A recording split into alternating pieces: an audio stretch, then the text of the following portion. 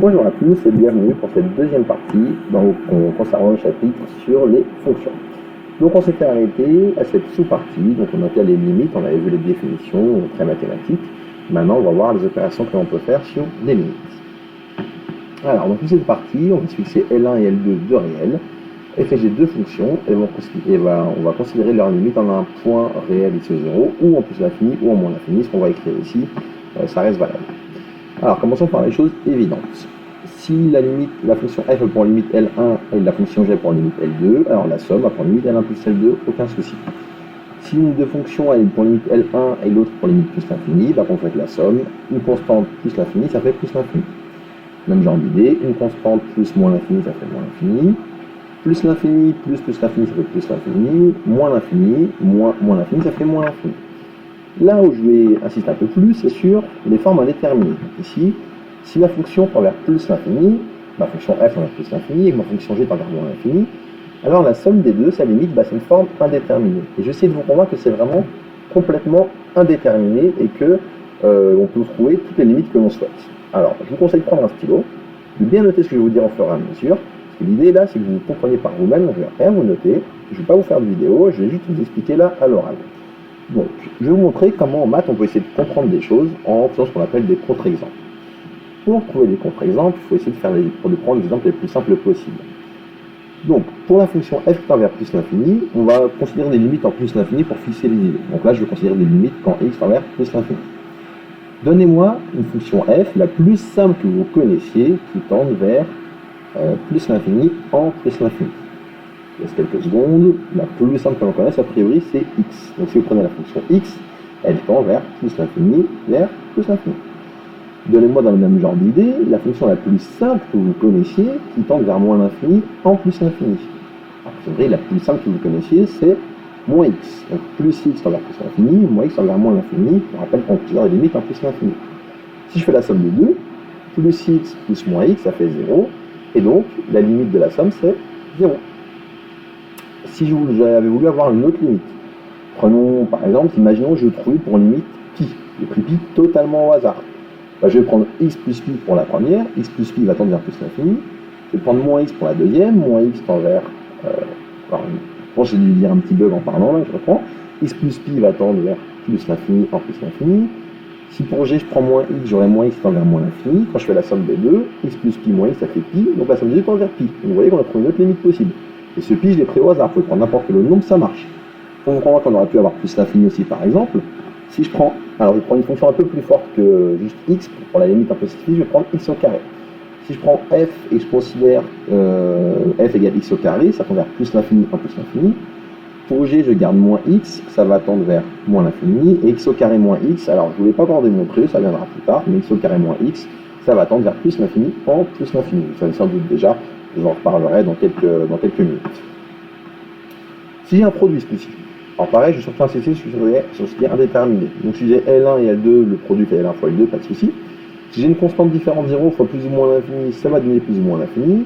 Ce qui peut changer, c'est si ma constante est négative, et que là j'ai plus l'infini, ça va donner moins l'infini, et inversement. Donc si j'ai une constante négative, ça va changer le signe de l'infini que j'ai ici. Les trois dernières, pareil, plus l'infini fois plus l'infini, ça fait plus l'infini, moins l'infini fois moins l'infini, ça fait plus l'infini. Plus l'infini fois moins l'infini, ça fait moins l'infini. Si on regarde bien, il n'y a rien de très sorcier là-dedans, rien de très secret. Regardons les formes indéterminées, ici, donc c'est-à-dire quand je fais 0 fois l'infini. Donc 0 fois l'infini, il faut bien avoir en tête, c'est une forme indéterminée. Des fois, vous avez tendance à dire que c'est 0, attention, c'est faux. 0 fois l'infini, c'est indéterminé. Et pareil, je vais essayer de vous convaincre avec des idées, des exemples simples. On va essayer de construire des contre-exemples ensemble. Donc, premièrement, on va chercher une fonction qui quand x tend vers plus l'infini, tend vers 0. Tant qu'à faire, prenons la fonction la plus simple. Alors, quand je dis les plus simples, je dis à chaque fois hormis les constantes. Parce que avec les constantes, on ne peut pas dire grand-chose. Donc, hormis la constante 0 pour le coup.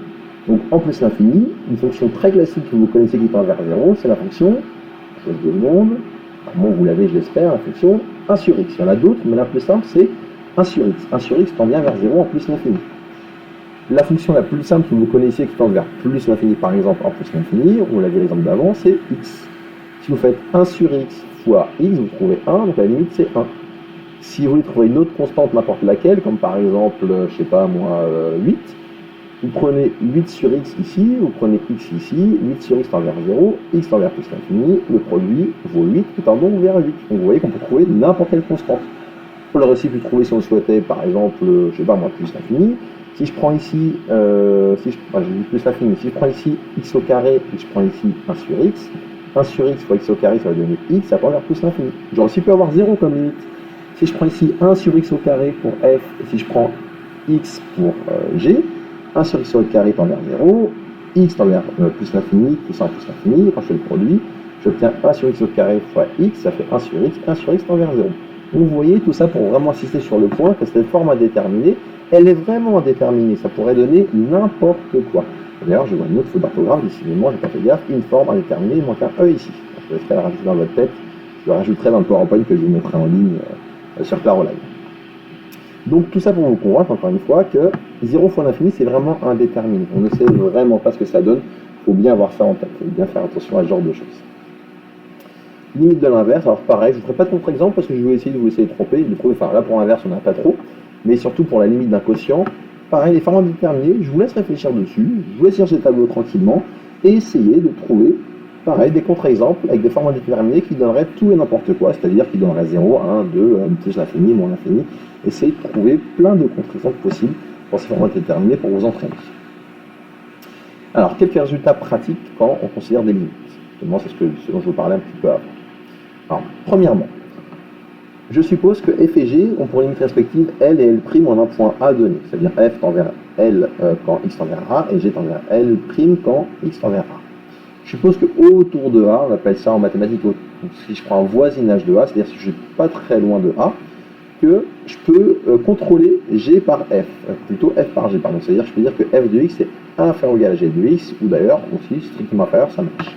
Alors dans ce cas-là, on va avoir un lien aussi entre L et L' qui va être que, assez naturellement, si F est plus petit que G, alors la limite L va être inférieure à la limite L'.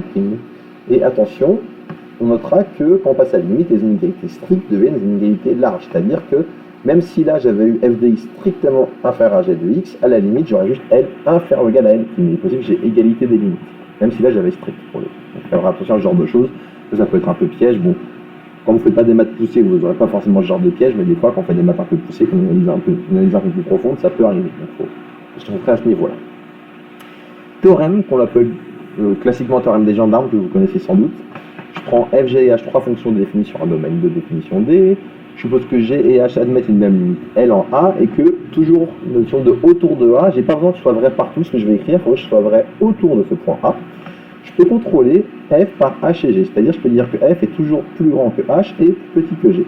Alors, comme j'ai supposé que G et H ont une limite finie L, donc quand je vais faire tendre vers mon petit A, ça va tendre vers L, là je vais avoir L aussi, donc avoir L plus petit que la limite de F plus petit que L. Au final, ça donne donc que F admet également L comme limite en ce point A. Pourquoi on appelle ça théorème des gendarmes? C'est parce qu'on a encadré, on a entouré, donc c'est comme si on avait emprisonné le F autour de H et G, donc comme si c'était des gendarmes qui avaient emprisonné le F. On peut voir ça comme ça. Une proposition, donc si je considère une fraction rationnelle et que je veux calculer sa limite en infini, il suffit de prendre les modos, ou si vous préférez les termes de plus haut degré, du numérateur et du dénominateur. Il faut retenir cette phrase, ou retenir la formule qui est ici, c'est exactement ce que je viens de vous dire là. Donc je ne vous en dis pas plus, ce sera plus déjà sur des exemples. Et du coup, ce qu'on va faire, c'est des exemples. Donc j'aurai une vidéo exemple 4 où je vous calculerai ces trois limites. J'insiste un tout petit peu sur la dernière. Là j'ai un polynôme, mon résultat il marche que pour les fractions rationnelles. En fait un polynôme c'est un cas particulier de fraction rationnelle où mon dénominateur vaut 1. Donc ça marche aussi, ce résultat du coup marche également pour les polynômes. Donc je vous ferai ça sur des exemples, ce que j'appelle la prédivision, encore une fois exemple 4, qui sera plus parlant, plus visuel. Alors, notion d'asymptote maintenant. Je vais noter C la courbe représentative d'une fonction f et je vais considérer a et b deux réels. Si la limite quand x tend vers a de f de x en plus ou moins Si la limite quand x tend vers a de f de x vaut plus ou moins l'infini, on dit que C admet une asymptote verticale d'équation x égale petit a. Donc ça c'est quand j'ai la limite en un point qui vaut l'infini. Inversement, si j'ai la limite en l'infini plus ou moins qui vaut un réel, un certain point B, une certaine valeur B, on dit que C admet une asymptote horizontale, cette fois-ci, l'équation y égale B. Donc, asymptote verticale de l'équation, c'est avec des x, horizontale, c'est avec des y. Et enfin, si je suppose que la limite de f de x moins ax plus b égale à 0, quand x tend vers plus ou moins l'infini, alors on dit que c'est une asymptote oblique d'équation y égale ax plus b.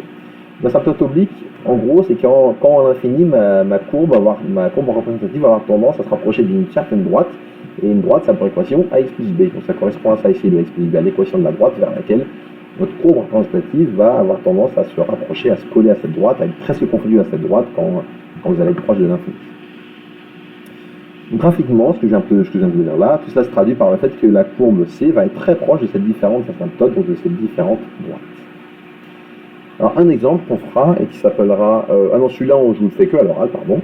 Donc si je prends la fonction 1 sur x définie sur R étoile, donc elle est définie partout sauf en 0, parce que vous n'avez pas le droit de diviser par 0, donc ce qui va se passer, c'est que en 0, je vais avoir une asymptote d'équation x égale 0, parce que cette fonction en 0, elle vaut plus l'infini si je fais la limite en 0 plus, donc par la droite, et vaut moins l'infini si je fais la limite en 0 moins, donc par la gauche. Et elle va avoir une asymptote horizontale d'équation y égale 0 en plus et moins l'infini, parce que vous savez, je l'espère, que la fonction 1 sur x tend vers 0 en plus et en moins l'infini. Donc pour bien visualiser ça, ce que je vous conseille, tracez-vous la fonction 1 sur x. Si vous avez oublié à quoi elle ressemble, prenez votre calculatrice et faites le tracé pour le voir. Et vous verrez que vous avez bien qu'en 0, elle se rapproche de la droite d'équation x égale 0, donc autrement dit de l'axe des ordonnées, et qu'en plus et moins l'infini, elle s'approche de la droite d'équation y égale 0, autrement dit de votre axe de l'abscisse. Alors, petite astuce, enfin pas astuce, mais méthode, comment on fait pour déterminer si une courbe a une asymptote oblique, en plus l'infini par exemple, ça serait la même démarche pour moins l'infini, et pour fidéliser, on va faire en plus l'infini. En première étape, on calcule la limite de f de x sur x en plus l'infini. En moins l'infini, ça aurait été moins l'infini, je ne dirai pas, c'est ça la seule différence. Si cette limite existe et est finie, on note A sa valeur. Donc si cette limite existe, je vais noter A la valeur. On calcule alors la limite de f de x moins ax, toujours quand x tend vers plus l'infini. Si cette limite existe et est finie, on note B sa valeur. Et on aura alors que la droite d'équation y égale à x plus b est une asymptote oblique pour la courbe C en plus l'infini. Et donc le mieux, c'est un exemple pour comprendre ça. Donc je vous ferai une vidéo pour cet exemple, donc qui va s'appeler exemple 5, et je vous ferai une vidéo pour bien comprendre cet exemple. Passons maintenant à la notion de continuité. D'abord, commençons par la définition et quelques premières propriétés. Donc, je considère une fonction définie sur un intervalle i de R et je prends x à 0 un point de cet intervalle i. On dit que la fonction f est continue en x à 0 si, j'ai un lien avec les limites qu'on a vues avant, si quand je calcule la limite de f de x, je trouve effectivement la valeur f de x à 0. On dit que f est continue sur i si elle est continue en tout point de i. Alors, quelques exemples classiques, les fonctions polynômes, cosinus et sinus sont continues sur R. Intuitivement, comment voir qu'une fonction continue, c'est quand vous la représentez graphiquement, vous pouvez la tracer, sa représentation graphique, sans avoir levé votre stylo. C'est ça que ça signifie intuitivement qu'une fonction est continue. La fonction tangente, qu'on a aussi déjà vue, enfin la tangente, je vous rappelle, c'est le sinus sur le cosinus, c'est défini sur R privé de pi sur 2 plus kpi avec k dans z. Pourquoi c'est pas défini aux valeurs pi sur 2? Parce que la fonction cosinus s'annule en pi sur 2 et plus kpi parce que c'est en pi sur 2, moins pi sur 2, et vous pouvez faire des demi-tours. Le cosinus s'annule à chaque fois à ces endroits-là. Les fractions rationnelles sont continues sur l'ensemble de définitions, c'est-à-dire partout où leur dénominateur ne s'annule pas. Donc, pour retenir cette fraction rationnelle continue, du coup, vous regardez là où elle ne s'annule pas, donc là où elle ne s'annule pas, elle sera définie et continue pour le coup. Il y aura les deux. D'où d'ailleurs, c'est pour ça que la fonction tangente est définie à cet endroit-là. Ça correspond à ce que je viens de vous dire ici pour le coup. Alors, autre proposition, si je prends f et g de fonctions et je considère lambda une constante, un réel quelconque. Donc si f et g sont continues en un point, la somme, le produit par une constante, le produit de deux fonctions par elles-mêmes, la valeur absolue des deux fonctions sont également continues en ce point. Si je suppose que ma fonction g ne s'annule pas en x0, alors les fonctions 1 sur g, f sur g sont également continues en x0. Pareil, si mes deux fonctions sont continues en x0, voilà, je vais être plus précis, si f est continue en x0 et g en f de x0, alors ma fonction g en f est continue en x0, je vais aller un petit peu mieux par la suite. Donc vous avez toutes ces propriétés, et en fait ce que je vais vous faire sentir, ce que je vais vous faire comprendre, c'est que pour voir si une fonction est continue, pour les fonctions classiques que l'on connaît, vous allez regarder, en fait, il est mieux de regarder où est-ce qu'elle n'est pas continue, en fait, où est-ce qu'il y a des problèmes. Formellement dans la fonction qu'on connaît, où est-ce qu'il y a des soucis? Il y a des soucis quand vous avez des quotients et que vous divisez par 0, donc quand les dénominateurs sont égaux à 0, la fonction n'est ni définie ni continue. Et quand vous avez des racines carrées, en fait la fonction racine carrée, elle est définie que sur 0 plus l'infini avec 0 inclus, racine de 0 existe, et elle est également continue sur 0 plus infini, avec 0 inclus. Que vous pouvez retenir en fait, faites-vous une sorte de catalogue, et vous retenez là où il y a des soucis, c'est plus facile à retenir. Donc là il y a des soucis, pour le moment vous connaissez que deux types de fonctions et des soucis. Quand il y a des quotients, il ne faut pas qu'il y ait de division par 0, et quand il y a des racines carrées, il faut que ce qu'il y a dans la racine soit positif ou nul pour être défini pour le coup, ça suffit. On verra d'autres fonctions plus tard, notamment les fonctions logarithmes, les fonctions arcsinus, arccosinus. Je vous en parlerai le moment venu quand on les reverra. Alors, notion de prolongement par continuité. Donc, je suppose j'ai une fonction qui, à la base, n'est pas définie en un point x0, mais telle que, en vrai, quand je calcule la limite, quand x envers x0, bah, cette limite, elle existe et elle est finie. Bah, dans ce cas-là, on va dire qu'il est possible de prolonger f par continuité en posant f de x0 égale l. La fonction f est alors continue en x0. Alors, ça, c'est un peu de la culture générale. C'est un niveau assez poussé en mathématiques. Je vais un peu en disant ça, mais c'est pas vraiment le programme du DUT. Je vous le mets pour être un peu complet et surtout pour vous faire l'exemple qui suit. Un exemple classique de ça et qu'on va utiliser pour le coup, c'est que la fonction f égale f de x égale sinus x sur x. Bah, cette fonction, à la base, est définie sur r privé de 0. Pourquoi r privé de 0? Parce que donc, la fonction sinus est définie partout, la fonction x aussi, mais comme j'ai une division par x, bah, là où mon quotient, mon dénominateur s'annule, bah, en fait, là, la fonction n'est pas définie. En fait, ici, quand x vaut 0, cette fonction n'est pas définie.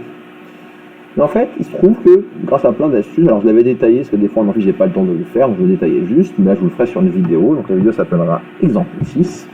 Donc, en arrivant à certaines étapes, on va pouvoir montrer que la limite de sinus x sur x, quand x tend vers 0, alors on va le montrer dans un premier temps par valeur positive, mais en fait, ce sera pareil par valeur négative, et donc, pareil, quand x tend vers 0 tout court, cette limite existe et vaut 1, et donc on peut prolonger par continuité la fonction f en posant f0 égale 1. Donc en fait, l'idée, c'est même parfois, quand une fonction ne semble pas définie en un point, bah, il existe parfois qui est ce qu'on va appeler ça des compensations, et que du coup, quand vous calculez la limite existe, et qu'on puisse donc prolonger la fonction, on appelle ça par continuité. Cette limite, elle est importante parce que pour pouvoir calculer proprement la dérivée du cosinus et du sinus, pour pouvoir vous démontrer proprement les dérivées du cosinus et du sinus, il faut en vrai connaître cette limite. Des fois, on fait les choses à l'envers. Pour trouver cette limite, on utilise les dérivées. Mais en fait, c'est un peu le serpent qui se mord la queue parce que, pour vous démontrer proprement les formules de dérivées des cosinus et des sinus, il faut connaître cette limite qui est ici. Alors, sachant que je ne ferai pas les démonstrations, je n'étais pas obligé de vous faire ça. Mais malgré tout, c'est un exemple assez élégant et pour ceux qui aiment bien les maths, qui ont envie d'aller un peu plus loin, ça peut être intéressant de voir cet exemple. Clairement, pour le niveau de DUT, juste pour avoir votre DUT, cet exemple n'est pas forcément obligatoire pour vous. Je vous le dis, en général, je ne vous cacherai pas les choses. Si vous aimez les maths, vous allez faire des maths un peu plus poussées plus tard, par exemple des écoles d'ingénieurs, il faut que vous repreniez et que vous travaillez cet exemple. Si ce n'est pas votre cas, vous n'êtes pas forcément obligé de travailler cet exemple à fond. Je suis totalement honnête avec vous et transparent pour le coup. Alors continuons avec quelques applications de la continuité. Premier théorème qu'on appelle théorème des valeurs intermédiaires. Alors, le plus simple en fait, je pense que je ne vais pas trop vous l'expliquer comme ça. Le mieux, c'est donc aussi bien le théorème des valeurs intermédiaires que son corollaire, théorème de la bijection. Juste vous le lire, ça n'a pas trop d'intérêt. Vous l'expliquer sans support visuel, ça n'aura pas trop d'intérêt non plus. Donc, je pense que ces deux théorèmes, je vous les démontrerai directement en TD. Je ne ferai même pas une vidéo, je les ferai directement en TD, pour pouvoir échanger avec vous et vous expliquer comment ils fonctionnent et comment on les applique. Donc, je vous l'expliquerai en TD et aussi un peu sur une vidéo parce qu'à la fin de ces chapitres, on fera un exemple où on va étudier les fonctions, on va utiliser ces deux théorèmes. Donc, à ce moment-là, je vous expliquerai dans cette vidéo. Je vous le dis dès maintenant, ce sera la vidéo exemple 9. Donc, au milieu de cette vidéo exemple 9, je vous expliquerai comment fonctionnent ces théorèmes, comment on les comprend et comment on les utilise. Donc là, pour le moment, j'en dis pas plus. Nous passons maintenant à la dérivabilité d'une fonction. D'abord, définition et première propriété. Qu'est-ce qu'une dérivée? On considère une fonction définie sur l'intervalle i, toujours la même chose, et je prends x0 un élément de i. On dit que f est dérivable de x0 si. Alors, je vous mets la définition, après je vous l'explique. Si la limite, quand h tend vers 0, de f de x0 plus h moins f de x0 sur h existe et est finie. Alors, essayons de comprendre cette notion de dérivée, et pour le coup, essayons de faire un lien avec les notions physiques. Vous, ce que vous allez beaucoup faire, les maths, pour vous, ça va être des outils pour la physique, surtout, je vous l'ai un peu déjà dit. Du coup, essayons de comprendre ça d'un point de vue physique. Et pour ça, je vais vous parler de vitesse. Donc, imaginons des f correspondent à votre position, l'avancée, votre distance parcourue au fil du temps. Donc, ce que va correspondre à votre fonction f. Vous voulez connaître votre vitesse moyenne entre un temps x0 et un temps x0 plus h. Quand vous allez calculer cette vitesse moyenne, en fait, vous allez faire votre position au temps x0 plus h, c'est-à-dire f de x0 plus h, moins votre position, enfin votre distance parcourue plutôt, une position ça reviendra au même, on va dire dans ce cas-là, au temps x0, c'est-à-dire moins f de x0, vous allez diviser par le temps total qui s'est passé. Entre x0 et x0 plus h, le temps total c'est h. Et du coup, ça correspond à ce que vous avez ici. Donc ça, on peut voir ça, si vous considériez une distance parcourue, on peut voir ça comme votre vitesse moyenne entre le temps x0 et x0 plus h. La notion de dérivée, ça va être quoi? Cette vitesse moyenne sur un laps de temps h, je vais faire tendre ce laps de temps h vers 0. Pour en fait passer d'une vitesse moyenne sur un intervalle de temps h à, en quelque sorte, une notion de vitesse instantanée au temps x0. Et c'est pour ça qu'en physique, quand vous calculez une vitesse, vous faites la dérivée de votre position. Ça vient de là en fait, la notion de dérivée a été introduite sur ça, pour ça. Elle vient de là, ce qu'il y a derrière la notion de dérivée, c'est ce que je vais vous expliquer ici. Donc au lieu de considérer une vitesse moyenne sur un intervalle de temps, vous allez plutôt vouloir calculer une vitesse instantanée en un point x0, et donc pour cela, votre pas de temps h, vous le faites tendre vers 0. Donc c'est ça la définition de dérivée. On note alors f' de x0, cette limite, et on l'appelle le nombre dérivé de f en x0. Alors un peu comme, je finis, si f est dérivable en tout point de i, on dit alors que f est dérivable sur i. Un peu comme je vous l'ai dit pour les définitions de limites, je vous rassure, quand vous n'êtes pas des maths purs et durs, vous n'avez pas forcément besoin de connaître cette définition par cœur. Quoique, je précise juste, si vous voulez faire des poursuites d'études, il est possible qu'en école d'ingénieur, on vous demande de connaître cette définition. Vous pouvez l'apprendre dès maintenant pour gagner du temps.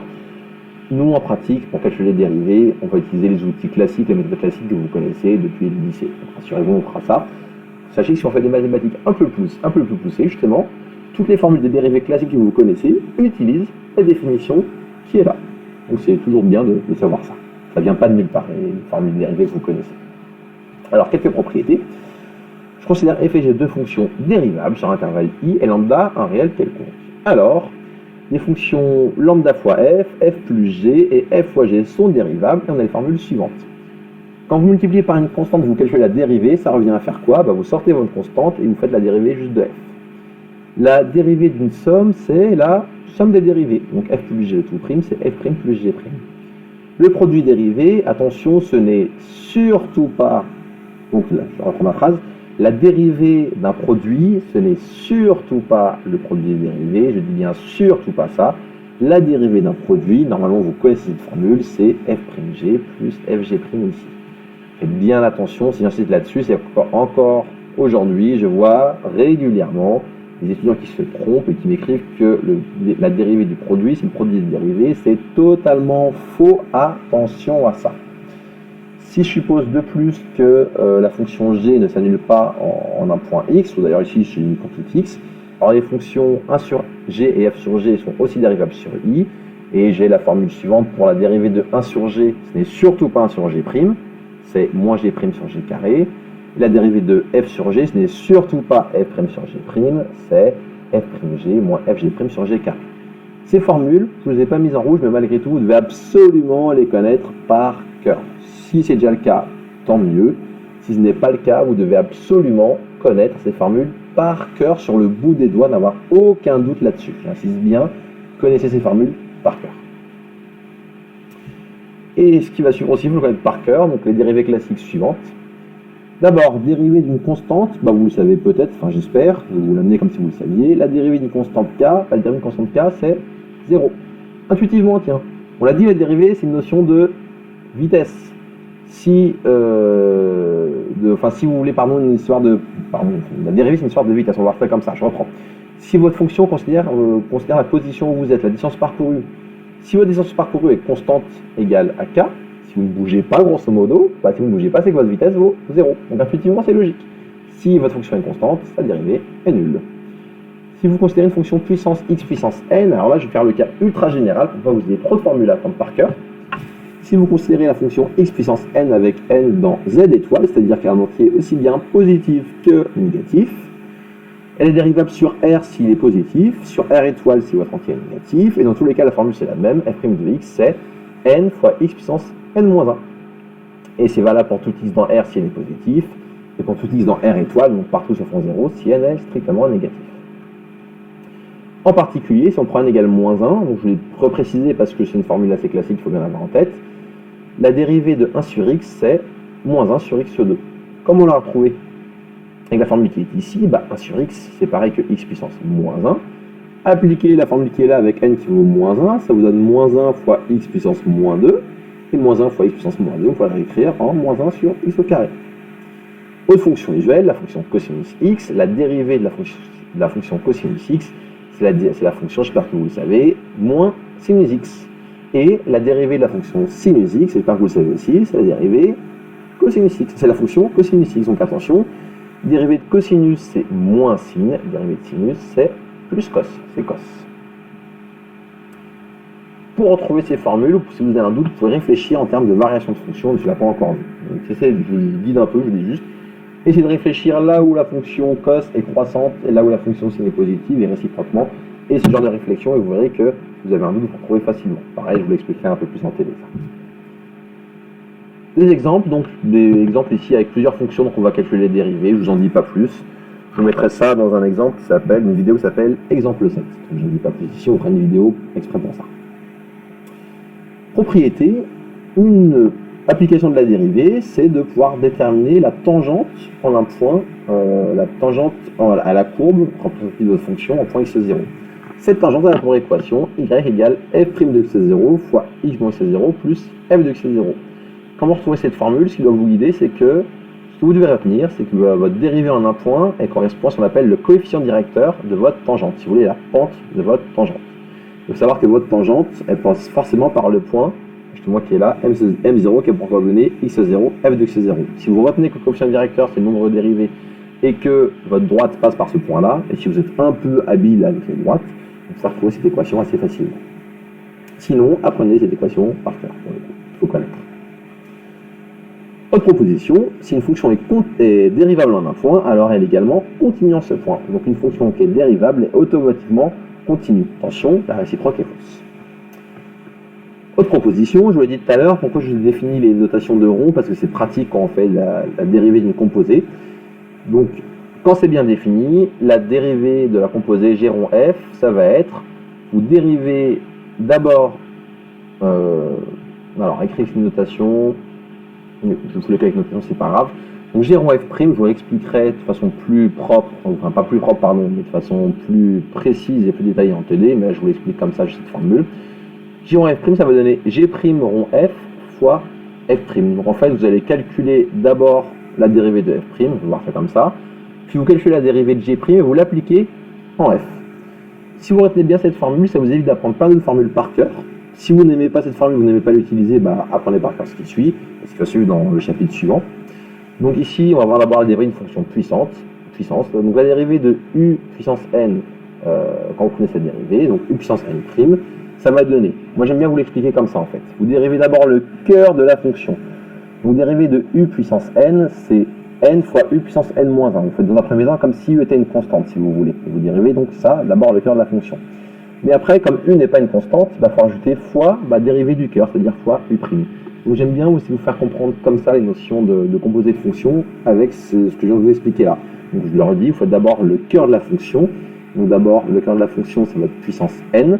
Donc puissance n, ça va donner n fois u puissance n moins 1. On fait comme si u était une constante dans un premier temps. Mais comme u n'est pas une constante, il faut faire fois u', parce que u est une fonction, n'est pas une constante. Exemple, pareil, je vous les ferai directement sur une vidéo. Donc c'est ce qui s'appellera exemple 8. Je vous calculerai ces dérivés pour vous montrer comment ça fonctionne. Et donc ensuite, on passe aux dernières parties sur la dérivabilité. Je vais passer un peu vite. Théorème de Rolle, théorème d'accroissement fini. Alors, je vais passer un peu vite là-dessus parce qu'en fait, ce sont des théorèmes qui sont très utiles quand on fait des maths un peu poussées. Donc pour nous, ce sera un peu moins utile. Donc je vais passer assez vite. Je vais quand même essayer de vous les faire sentir un petit peu. Et surtout, ce qu'on va voir, ce qu'on va beaucoup voir ce semestre 2, ce qu'on va appeler des développements limités. Je dis le mot dès maintenant.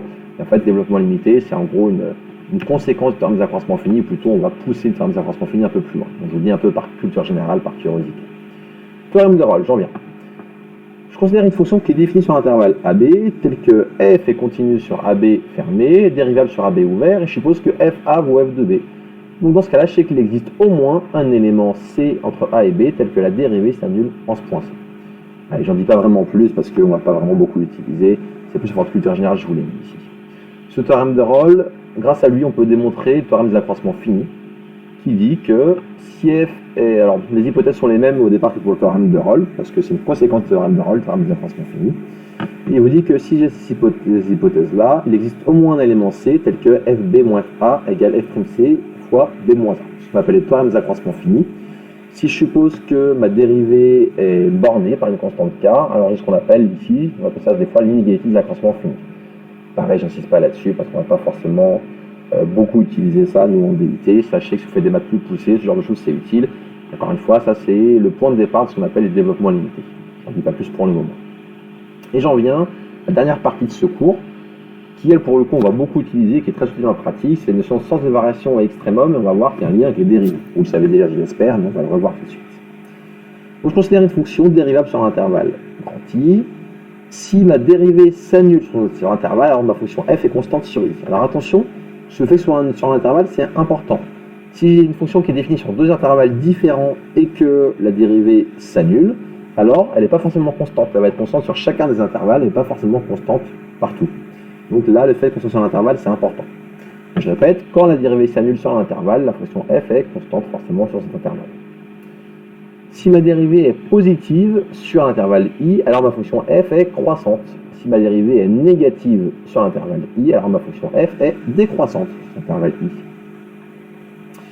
Si ma dérivée est strictement positive sur i, sauf en un nombre fini de points à la rigueur, ou strictement négative sauf en un nombre fini de points, alors f est strictement croissante ou strictement décroissante sur i.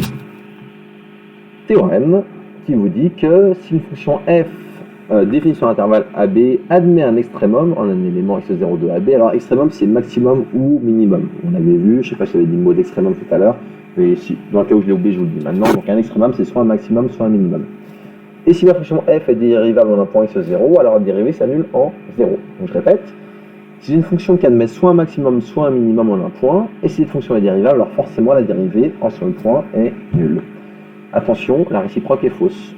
La dérivée peut s'annuler en un point sans pour autant que vous ayez un extrémum ou un minimum. Pensez pour cela à la fonction x au cube. La fonction x au cube elle est strictement croissante. Pourtant, si vous calculez cette dérivée, ça vaut 3x au carré qui s'annule en 0. Et pourtant en 0, vous n'avez ni un maximum ni un minimum. Donc, attention, ça marche que dans un sens. Mais ce théorème, pourquoi va nous être utile? Si je veux étudier une fonction et que je veux trouver ses extrémas, c'est-à-dire soit où est-ce qu'elle a un maximum ou un minimum, eh bien, je vais d'abord dériver cette fonction, je vais regarder où est-ce que la dérivée s'annule, et là où la dérivée s'annule, j'aurai des candidats pour être un maximum ou un minimum. J'ai bien dit des candidats, c'est pas parce que la dérivée s'annule que j'ai automatiquement un maximum ou un minimum. Et du coup, pour que ce soit vrai, il faut un petit peu plus. Donc, s'il existe un élément x0 tel que f soit dérivable autour de ce point, et que la dérivée s'annule en changeant de signe, alors dans ce cas-là, j'ai automatiquement un extrémum local, c'est-à-dire soit un maximum, soit un minimum. Donc s'annuler, ça ne suffit pas. Par contre, si ça s'annule en changement de signe, j'aurai un maximum ou un minimum. Ça, on le verra très bien quand on fera des tableaux de signes et des tableaux de signes de la dérivée pour avoir des tableaux de variation de la fonction. On termine ce chapitre par un exemple qui s'appelle exemple 9, où on vous demande d'étudier une fonction, et grâce à cette étude, on vous demande de montrer que cette équation a exactement 3 solutions. Pour faire ça, on utilisera donc le corollaire du théorème des accroissements des variables intermédiaires, qui s'appelle également le théorème de la bijection. Donc, je vous expliquerai à ce moment-là ces théorèmes, comment ils fonctionnent, et sur cet exemple, du coup, on va voir aussi comment on étudie une fonction de façon propre. C'est termine donc ce chapitre sur les généralités sur les fonctions.